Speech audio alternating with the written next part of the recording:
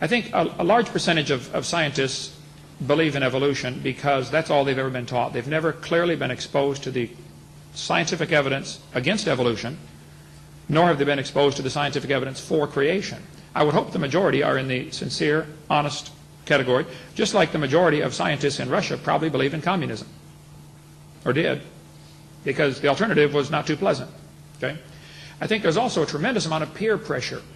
If a professor gets up in this school tomorrow and says, kids, I'm a creationist, I don't believe in evolution, he will be fired or hounded out of a job. If someone took a stand for a literal creationist position, he would lose his job at this place right here. Okay? There is prejudice and persecution against these kind of people. I think some people really honestly like the evolution theory because of the incredible flexibility it gives them. All of a sudden, they become God. Nobody tells them what to do. It's the idea of thou shalt not commit adultery, thou shalt not steal, thou shalt not lie, thou shalt, etc., etc. That really chaps some people's hides. Well, they ought to get some Vaseline, man, because they're going to be judged by this book right here, whether they like it or not. I will add this since I have time. If I was going to invent a God, I would never invent the God of the Bible. He tells me not to do a whole lot of things that sound like they'd be a whole lot of fun to do. So that'd be I'd be dumb to invent a God like that. That would put all these restrictions on it. So I think there are people who believe in evolution because of peer pressure. There are people who believe in it because of freedom from God. There are people who believe in it because they've never honestly heard the evidence for the opposite side. I think those who believe in evolution are probably the majority of those who have never been to my seminar, and that's their basic problem. They need to come and we'll straighten them out. Okay? Do I get some response?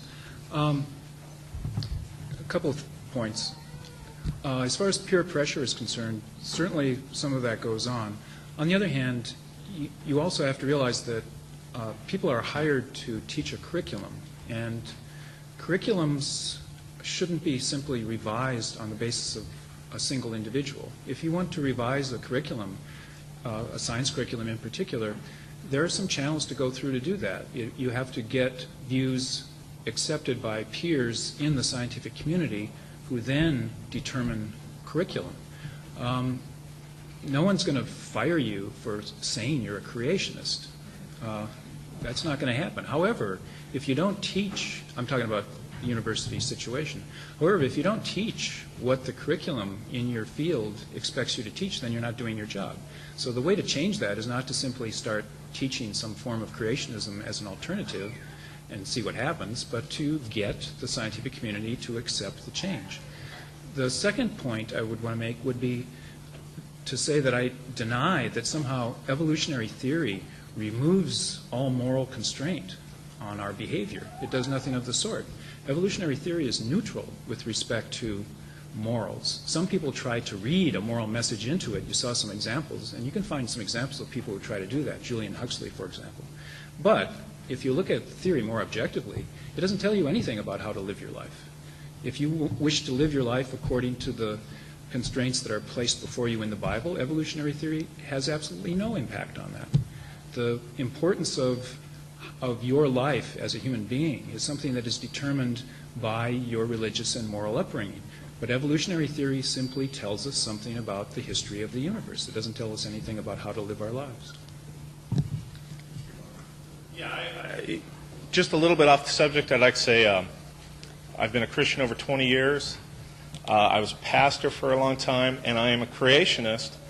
But I have to say I find the statement arrogant and ignorant that anybody who doesn't agree with your view of God is worshiping a retarded God, and I think that's offensive. Thank you. Okay, I would say it's not the God of the Bible. A God that has to practice and use misfits and suffering and death and doesn't know what he wants the first time and can't make it right in 6 days is indeed a retarded God. I'll stand by my statement.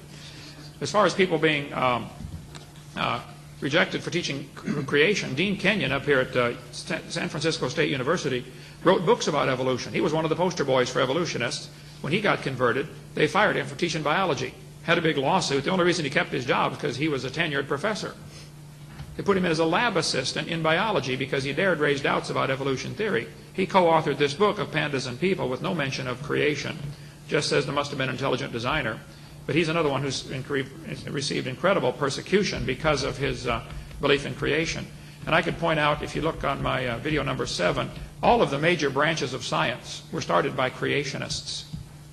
It's just been in the last 100 years that, of course, evolution doesn't create anything. There's no scientific advancement because of the evolution theory. It's done no good at all whatsoever to science. Okay, I defy you to show me one scientific advancement because of evolutionary theory. That's not why we have men on the moon. That's not why we have computers. It has done nothing for the advancement of science. And yet every major branch of science started by creationists. And there's quite a long list on the answersingenesis.org website of these scientists and some of their credentials of people who started all the major branches of science. So I think real scientists believe in creation. You have to. Had to be a designer.